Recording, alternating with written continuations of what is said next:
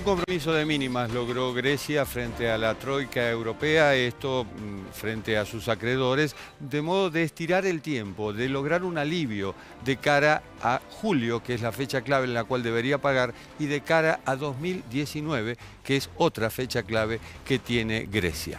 Vamos a escuchar algunos informes al respecto. Είναι προφανές ότι μετά την πρόοδο που επετέχθη στο χθεσινό Eurogroup, με υποχωρήσεις από όλες τις πλευρές, είναι τώρα η ώρα και για τη Γερμανία να βαδίσει στο δρόμο του ρεαλισμού. Αναμένουμε επομένως και από το Γερμανικό Υπουργείο Οικονομικών να κάνει πίσω από την παράλογη απέτηση για πρωτογενή πλεονάσματα ύψους 3,5% για μία δεκαετία και να υιοθετήσει μια επικοδομητική στάση ώστε να καταστεί εφικτή μια συμφωνία για τη μεσοπρόθεσμη ελάφρυνση του ελληνικού χρέους. There will be a change in the policy mix, if you will, moving perhaps away from austerity and putting more emphasis on deep reforms, which has also been a key element for the IMF. So that is, I think, a good step. We have to realize that there is no agreement, there is no political agreement at this point. That will be too early.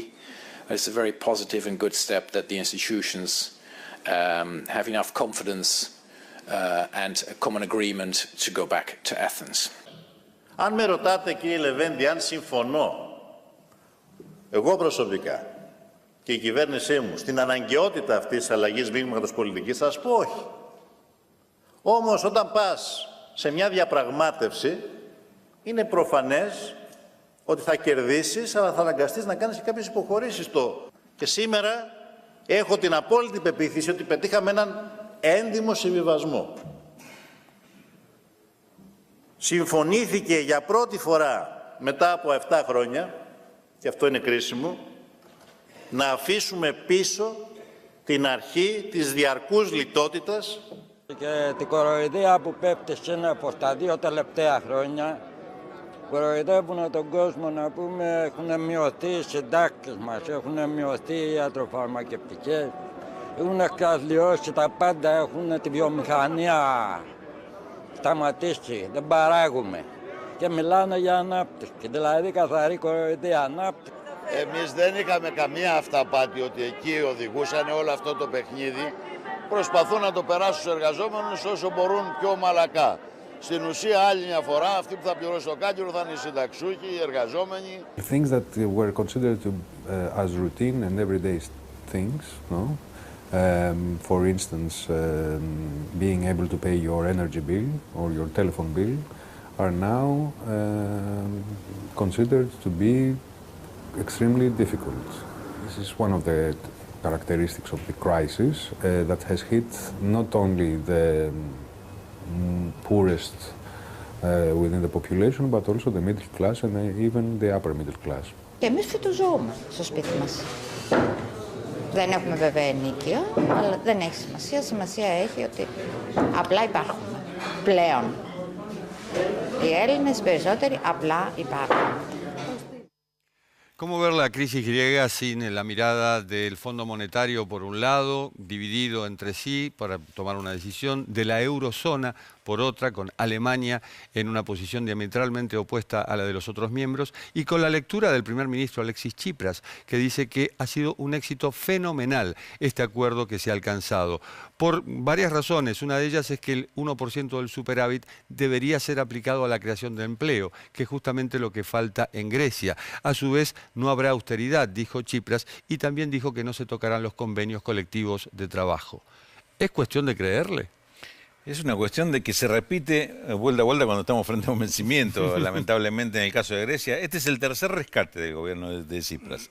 Y cada uno de estos rescates significa que los organismos europeos le presten la plata para cubrir los vencimientos y pagar los vencimientos de deuda y lograr un nuevo plazo para pagar las nuevas deudas. Cuando llega el momento del vencimiento, volvemos otra vez a los mismos. Y en cada uno de estos episodios que se va dando es donde aparecen los condicionamientos para la política de Grecia, condicionamientos que son los que están provocando que esto, que como veíamos en los testimonios, que los griegos simplemente subsistan, no tienen posibilidad de desarrollo en estas condiciones. Hubo inclusive declaraciones de esta semana, hubo un cruce bastante duro entre la titular del Fondo Monetario, Christine Lagarde, y Angela Merkel con respecto a cómo se iba a resolver este round de las negociaciones con Grecia, porque Lagarde fue muy dura cuando dijo: Grecia no necesita un rescate de su deuda, sino profundizar sus reformas en sus sistemas de impuestos y pensiones. Insiste en profundizar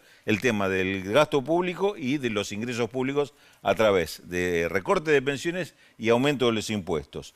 Merkel le marcaba que lo urgente es resolver el tema de los vencimientos. Merkel lo está pensando también, que son los bancos alemanes los principales acreedores. Entonces se dio una disputa y un condicionamiento adicional del Fondo Monetario que todavía endurece más las negociaciones del lado de Bruselas, del lado europeo. Tsipras obviamente quiere evitar que esto termine prácticamente ahogando a su propio gobierno, pero esto es lo que viene haciendo desde el principio, desde que aceptó este tipo de acuerdos. No parece que esto vaya a ser la solución, simplemente estirar los plazos, como vos decías al principio cuando presentaste los testimonios, y pareciera ser que Grecia no puede escaparle a esta condena en la que se ha metido. No con este gobierno, porque ya los rescates y los programas de ajuste venían con los gobiernos anteriores. Por eso llegó Tsipras y llegó Syriza al gobierno, pero no logró cambiar este tipo de políticas y este condicionante. De hecho, Grecia ha comprado en los últimos años fragatas, por ejemplo,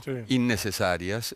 Ha comprado otros bienes también innecesarios. Y los principales acreedores son, como bien decís, Alemania y Francia. Se los compra Francia y Alemania. Claro, justamente. Me hace acordar a un chiste que apareció en El País, en el diario español, que decía: arriba las manos, esto es un rescate. Digamos, ¿no?